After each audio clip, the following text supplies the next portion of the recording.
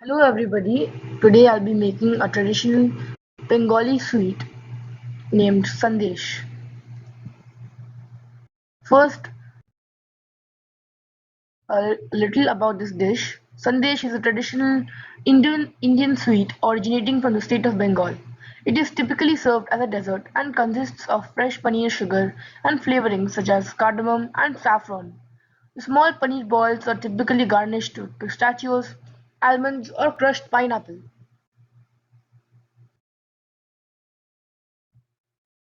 Here are the ingredients. First we have al-Marai full fat 500 ml milk.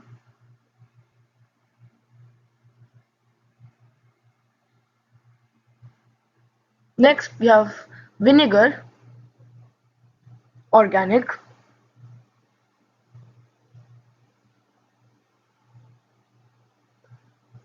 This is vanilla extract. It is optional for flavor.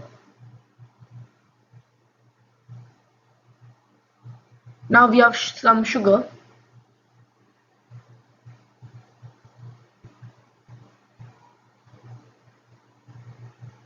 saffron again for garnishing, and that's all.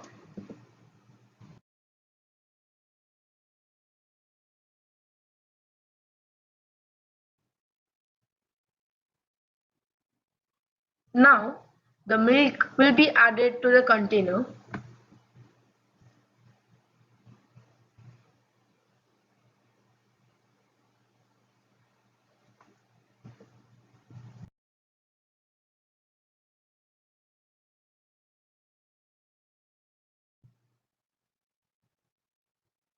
Next, the milk will be boiled in the stove on the stove.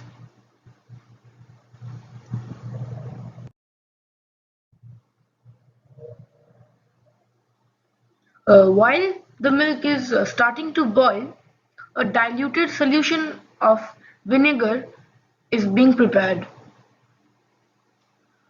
Approximately 3 tablespoons of vinegar with 2 tablespoons of water.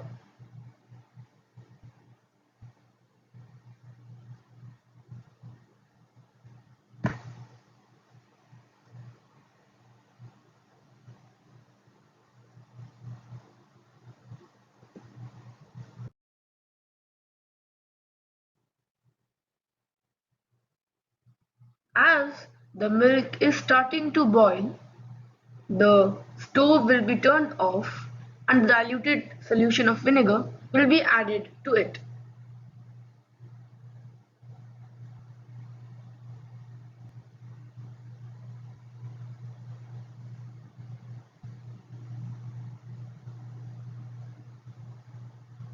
Stir it gently. Now the reaction can be observed, which is cause the milk to turn into chena or paneer.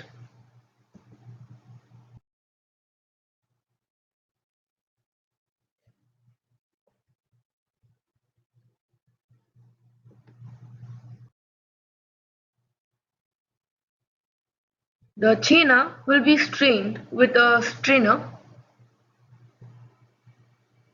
Make sure not to waste any bit.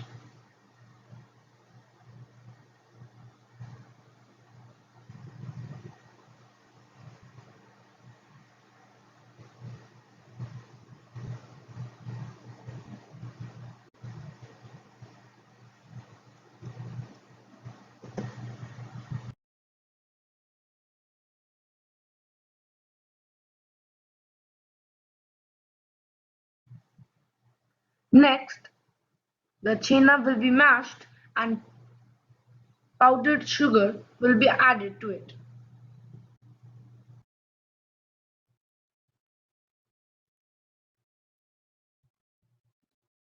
The chena should be heated in a stove until it reaches a clear-like consistency.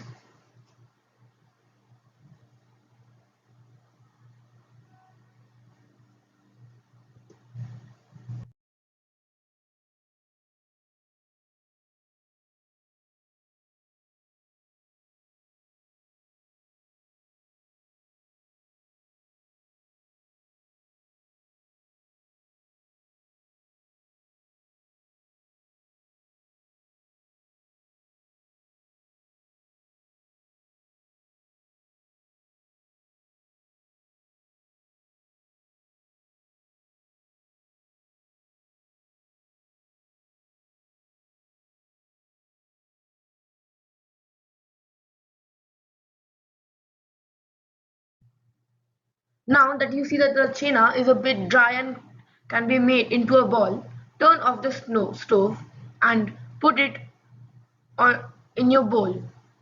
The sandesh is complete and you can mold it to any shape you like. On the left, we have these sandesh were made by me, and on your right, you can see some shapes you can mold it to. Step 11. Now you can garnish it with the saffron, cinnamon, cardamom, pistachio, etc. Some tips: when you add the vinegar, make sure to dilute it with water so that the chena maintains its softness.